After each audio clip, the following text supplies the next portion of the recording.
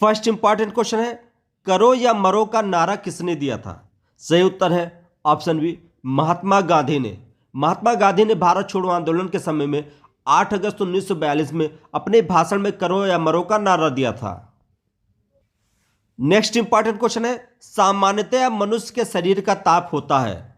सही उत्तर है option D, 98.6 degree Fahrenheit या 37 डिग्री सेंटीग्रेड। अगला प्रश्न है, चेचक के टीके की खोज किसने की? सही उत्तर है ऑप्शन बी, एडवर्ड जेनर ने। चेचक के टीके की खोज एडवर्ड जेनर ने की थी। अगला प्रश्न है, भारत में सबसे पहले सोने के सिक्के किस वंश के शासकों ने चलवाए थे? सही उत्तर है ऑप्शन डी, हिंदी यूनानी वंश के शासकों ने। भारत में सबसे पहले हिंदी यूनानी वंश के शासकों ने सोने के सिक्के चलवाए थे। और उन सोने सिक्कों की खास बात यह थी, इससे पता लग जाता था कि ये सिक्के किस राजा के द्वारा चलवाए गए हैं। अगला महत्वपूर्ण प्रश्न है, बौद्ध धर्म की नई शाखा महायान का उद्भव किस काल में हुआ?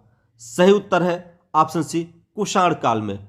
कुषाण काल में हुई चौथी बौद्ध संगीत जो कश्मीर में कुंडल वन में हुई थी, उसी में बौद्ध धर्म हीनयान और महायान 2 भागों में बंट गया था।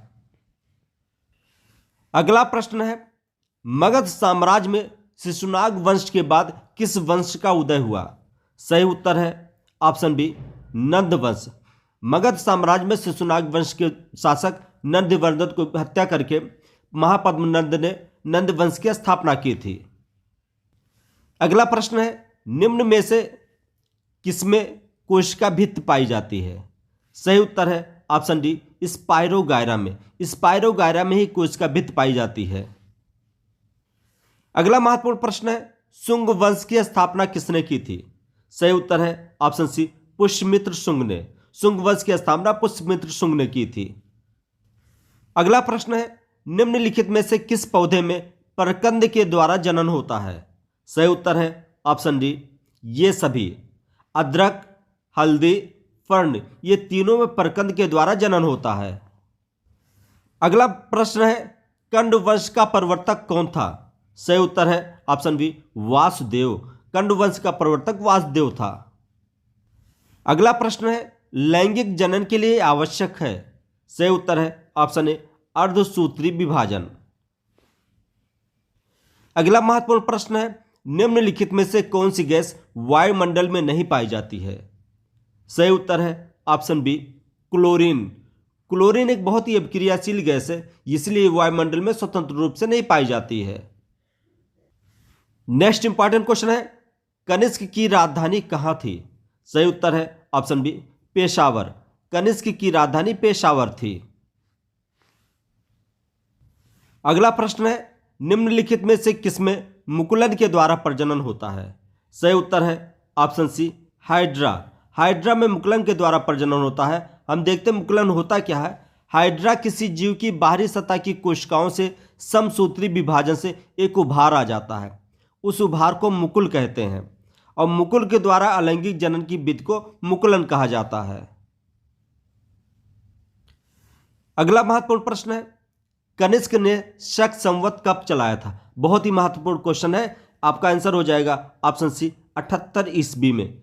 कनिष्क ने शक संवत 78 ईस्वी में चलाया था।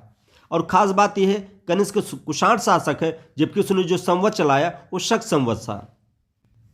अगला प्रश्न है, निम्न में से कौन पौधे का प्रमुख जनन अंग है? सही उत्तर है ऑप्शन बी, पुष्प।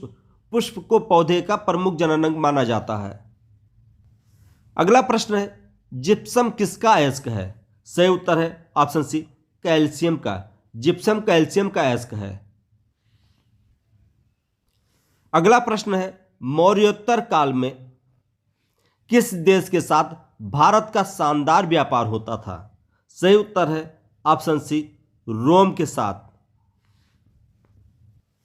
अगला प्रश्न है, किस ग्रंथ के द्वारा इंसुलिन हार्मोन का स्रावण होता है? सही उत्तर है ऑप्शन बी, अग्नाशय के द्वारा। अग्नाशय के द्वारा इंसुलिन हार्मोन का स्रावण होता है। अगला प्रश्न है, निम्नलिखित में से कौन एक उभयलिंगी पुष्प है? सही उत्तर है ऑप्शन डी, पपीता।